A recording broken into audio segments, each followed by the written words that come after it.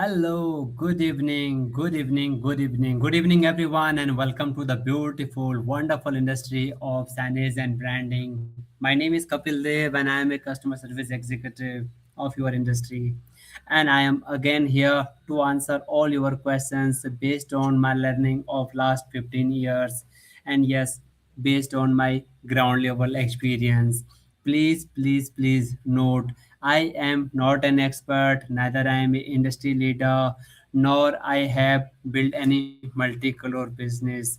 So my just intent to do this LinkedIn live is to share my experiences and to answer your questions based on my own experience only.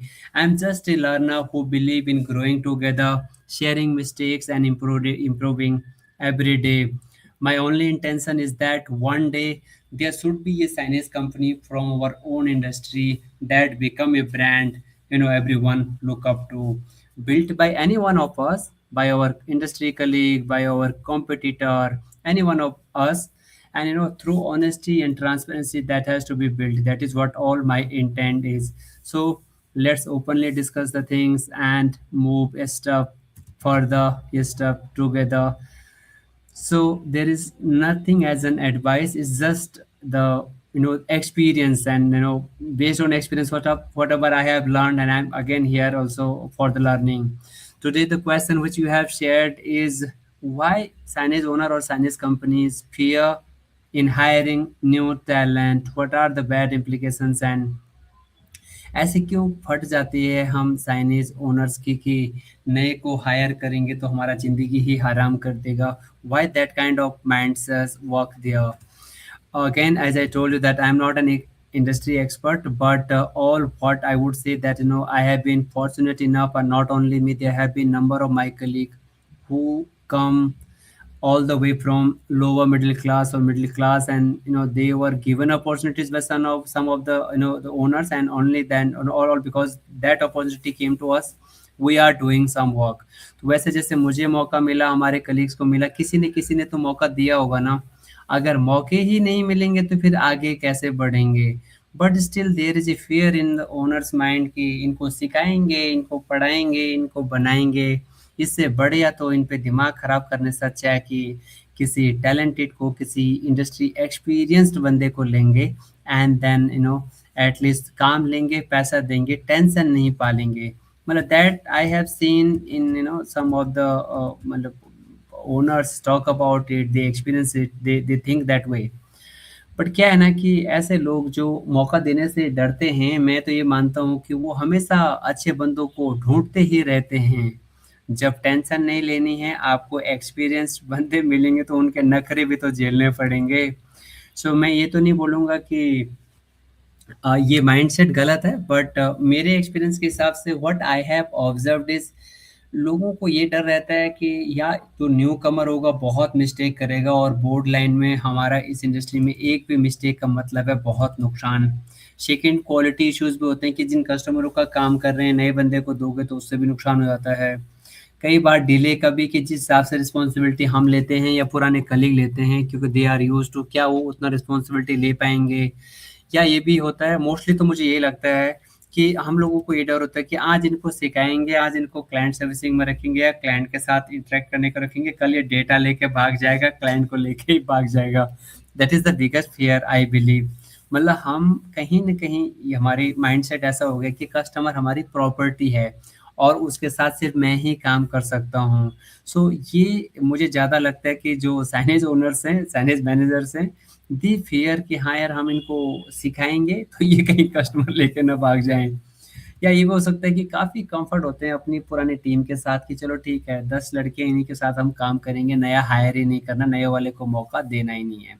So these are some of the reasons which I think might be in the owner's mind while they think of newcomer, कि newcomer को मौका क्यों नहीं देते।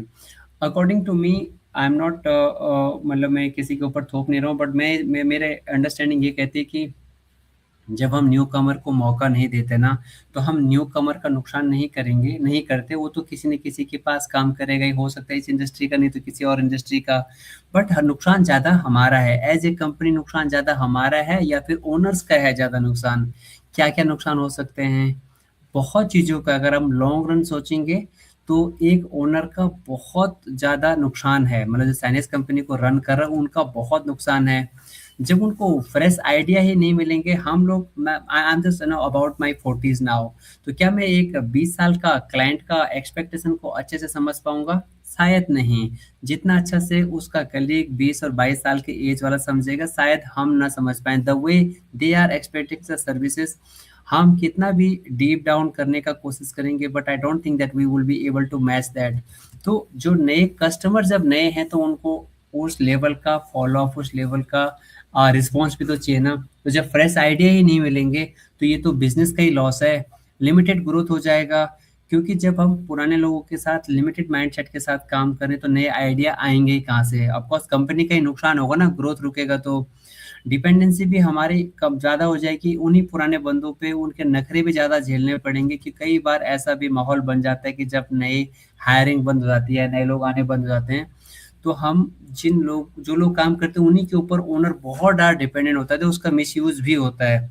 मैं ऐसा नहीं करूँ, हर कोई ऐसा करता है, but I have seen in industry, उनकी टर्म एंड कंडीशन पे कई बार कंपनी मैनेजमेंट कॉम्प्रोमाइज़ कर जाता है, और जो नहीं भी होना चाहिए, they also approve that kind of stuff. तो ये भी तो कंपनी का ही नुकसान है ना, अल्टीमेटली उन्हीं के ऊपर तो चीज़ें बढ़ रही हैं, ओनर का ही नुकसान है, कंपनी का ही नुकसान है।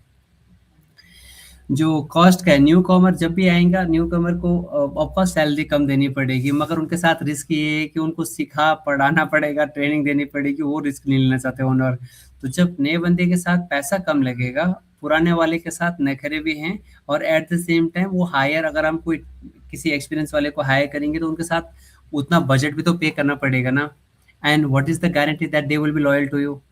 लॉयल्टी तो जब हम ही किसी के प्रति लॉयल नहीं है, as an owner, if is not, he is not और she is not loyal to the employ, how can employ be think of being loyal to them?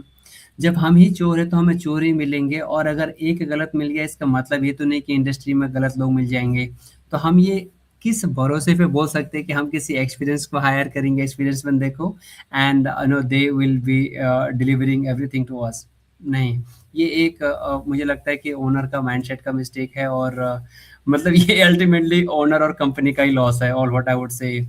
जब नया लोग नहीं आएँगे, नए लोगों को नहीं आएँगे, तो फिर इनोवेशंस कहाँ से होगी? आज जिस तरह से हर साल में कुछ न कुछ नया चीज़ आ जा रहा है, कैसे वो चीज़ें अडैप्ट होंगी?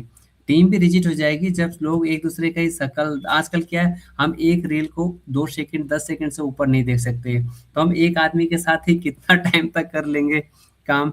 Ultimately we have to learn that the industry is changing. आज से 2009 में मैं फर्स्ट टाइम इस इंडस्ट्री में आया था, there was a separate time. उस टाइम को अगर मैं आज 26 के साथ कंपेयर करूं, सो यहाँ पे तो हर साल हर महीने कुछ न कुछ नया हो रहा है।